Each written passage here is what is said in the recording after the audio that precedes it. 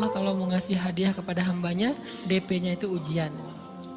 Dan yakinlah hadiahnya minimal 10 kali lipat lebih baik daripada ujian itu. Minimal, karena nggak ada amal soleh yang dibalas di bawah 10 kali lipat tuh nggak ada. Amal soleh, amal ya bukan niat. Amal yang udah kita kerjakan minimal dibalas 10 kali lipat. Minimal, maksimalnya bighairi hisab, tanpa batas. Bighairi hisab, tanpa batas. Ada yang 700 kali lipat kayak sedekah. Tapi tetap aja ayat sedekah di akhirnya ujung-ujungnya apa? Bighairi hisab juga kan? Berarti sedekah itu minimal dibalas 700 kali lipat. Minimal. Kalau kita yakin. Selalu syaratnya kalau kita yakin. Dan saya ngebuktiin itu banget. Saya pernah ngalamin lagi jalan-jalan di sebuah kota yang ada becak kayuhnya, becak sepeda gitu ya. Jalan terus saya bilang, Pak berapa ongkosnya? 20.000. Udah naik aja 20.000. Karena kita keliling-keliling kota, ternyata saya jadi kasihan sama dia 20.000. Kasihan kan 20.000 dibayar keliling kota, walaupun pas mampir beberapa tempat mungkin dia dapat tips ya. Tapi saya nggak tega gitu, dia cerita tentang anaknya lagi sekolah, apa segala macam, makin bikin baper kan. Pas selesai, saya kasih dia 100.000. Dari 20.000 dikasih 100.000 karena kasihan. Dan saya yakin, nggak mungkin sedekah itu sia-sia. Kan Nabi bersumpah kan, demi zat yang jiwaku di dalam genggamannya, tidak berkurang harta karena sedekah. Demi Allah kata Nabi, nggak berkurang harta karena sedekah. Berkurang harta karena belanja? Ya. Berkurang harta karena pacaran? Banget. Modal banget kan? Apalagi buat cowok. Tapi berkurang harta karena sedekah? Nggak mungkin kata Nabi. Demi Allah nggak berkurang harta karena sedekah. Berkurang harta karena istri? Nggak. Karena memberi kepada istri itu pahalanya lebih gede daripada sedekah. Makanya ngemodalin pacaran setelah nikah itu tumbuh berkah. Modal pacaran sebelum nikah itu apes. Jadi kalau pengen modal nih, ngemodalin cewek, traktir, ngapa-ngapain, bayarin, jangan sebelum nikah. Sebelum nikah jadi orang pelit aja, nggak apa-apa. Tapi setelah nikah, jor-joran ngasih, apalagi yang, bayarin semuanya. Kenapa? Pahalanya lebih gede daripada sedekah. Bahkan lebih gede daripada infak fi sabilillah. Seorang suami memberi nafkah istri, itu pahalanya terkadang lebih besar daripada kita berinfak untuk fi sabilillah, untuk korban perang. Saya heran kalau ada orang sedekahnya rajin tapi ke istrinya kikir, aneh, berarti dia nggak ngerti konsep. Padahal memberi kepada istri itu selama itu kebutuhan pokok ya, dan sedikit entertain, nggak apa-apa asal nggak berlebihan, itu luar biasa. Makanya saya kalau jalan sama istri yang yang mana? Itu yang Onit suka. Oh ya, Onit suka. Kasih aja. Kenapa? Minta ini. Kasih.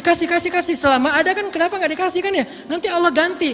Makin rajin kita ngebayarin istri kita, ngebelanjain istri kita, makin Allah ngasih yang kita nggak pernah duga-duga. Sampai istri kita cemburu sama kita. Kok kamu duitnya banyak banget sih? Kan gara-gara aku sering ngasih ke kamu. Ya udah sini lain lagi.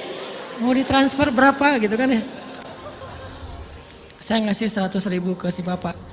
Dan saya yakin teman-teman sedekahnya pasti lebih dari itu karena 100.000 saya sebut. Kalau 1 juta ke atas saya nggak mau nyebut, malu dong, ria ya.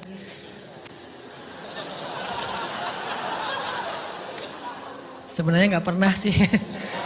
100.000 deh, karena kan kecil, saya kasih 100.000. Ternyata begitu saya kasih 100.000, dia doa.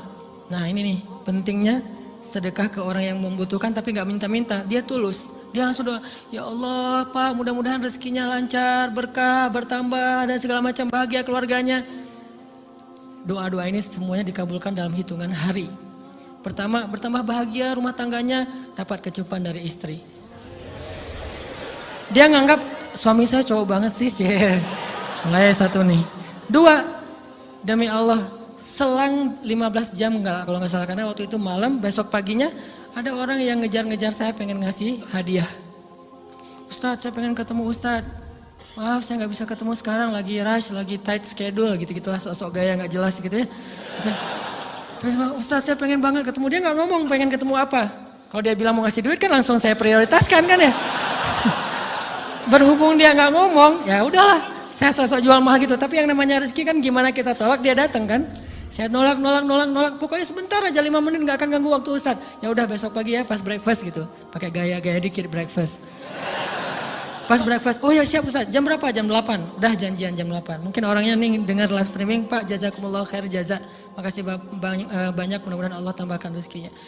Terus beliau besok mau flight ke luar kota jam 8. Akhirnya ngubungin lagi malamnya, Pak Ustaz maaf gak bisa ketemu besok. Karena saya jam 8 itu jadwal terbang. Oh ya udah gak apa-apa, seneng dong saya gak jadi ketemu kan. Tahu gitu kan nyesel saya tuh, seneng. Besok pagi jam 6, Pak Ustadz, alhamdulillah ternyata penerbangan saya di-delay ke jam 11. Allah delay penerbangannya demi ngasih rezeki buat saya. Kan luar biasa kan? Nah, ini hikmah kepedean saya, kegeeran kepada Allah gitu. Di-delay demi saya. Kan kadang-kadang GR ya di depan Allah ya. Robbi akroman kan gitu ayatnya ya. Allah memuliakan saya dengan istighfar tetap. Akhirnya saya bisa ketemu Ustadz. Saya nggak baca WA-nya. Terlambat baca, baru baca jam 8. Dia udah mulai agak putus asa. Kayaknya udah gak mungkin ketemu nih. Jam 8 pas saya baca, ternyata orangnya nggak di delay. Ya udah saya balas, ya udah sekarang saya tunggu ya jam 9. Maaf cuma sebentar. Enggak apa-apa Ustaz 5 menit. Datang dia. Datang ngasih apa coba? Ngasih duit 200 juta. Demi Allah. Cuman berselang beberapa jam, saya tolak-tolak. Tahu gitu Pak, datang malam ini aja.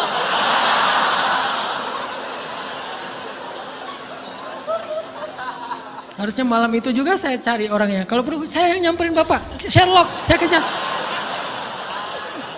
Manusia gitu banget ya. Tapi Masya Allah di situ saya jadi tahu, oh doa orang itu lebih akurat, lebih mantap, lebih diijabah daripada doa saya. Mungkin bukan karena sedekah, tapi karena doa setelah sedekah. Ya Allah dan segala macam dimudahkan sama Allah. Itu luar biasa loh.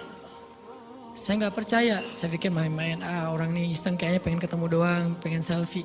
Ternyata pas saya cek, ditransfer, di capture, Ustadz udah ditransfer. Saya, jangan-jangan nih jebakan Batman gitu ya. Nyari-nyari sana segala macam. Alhamdulillah ternyata emang niat baiknya pengen, alhamdulillah saya terkesan, saya dapat hidayah lewat Ustadz segala macam. Sekarang saya pengen membalas jasa Ustadz walaupun kecil 200 juta. Untung saya nggak kaget dan kemudian pingsan. Pak 200 juta, stroke kan ya bahaya. Lebih mahal dari 200 juta. Ini keajaiban ya teman-teman. Jadi kita tuh, saya kan sering bilang keajaiban itu terjadi tergantung tingkat iman. Bukan saya udah soleh banget enggak. Saya belajar terus untuk yakin deh sama Allah. Modal kita tuh kan gini sebetulnya kan. Duit kita tuh banyak loh teman-teman. Cuman gak disimpan di bank, gak disimpan di saku. Disimpannya di sisi Allah. Bedanya apa sih? Kenapa kita kalau disimpan di bank tenang? Saya lagi punya duit banyak dari 100 juta. Di mana? Di bank. Aman. Kenapa kalau disimpan di saku aman, tenang? Kenapa kalau disimpan di Allah nggak tenang? Kenapa kalau disimpan di Allah kita bilang nggak punya duit? Ini kan nggak fair sama Allah, nggak punya duit nih. Siapa bilang nggak punya duit? Kan ada Allah, tinggal minta sama Allah. Tapi nggak ada wujudnya. Tapi kan ada janjinya. Bukankah janji Allah lebih kuat daripada wujud? Bukankah iman harusnya lebih mantap daripada sesuatu yang konkret yang kita lihat? Ada duitnya di sisi Allah. Kenapa nggak dikasih? Karena kita belum butuh. Kalau kita yakin duit kita itu ada di Allah, tapi dikasihnya pas kita butuh. Begitu butuh ya Allah, langsung dikasih sama Allah. Itu banget benar-benar terjadi dalam kehidupan kita. Pasti kayak gitu. Tingkat tergantung kita yakin apa?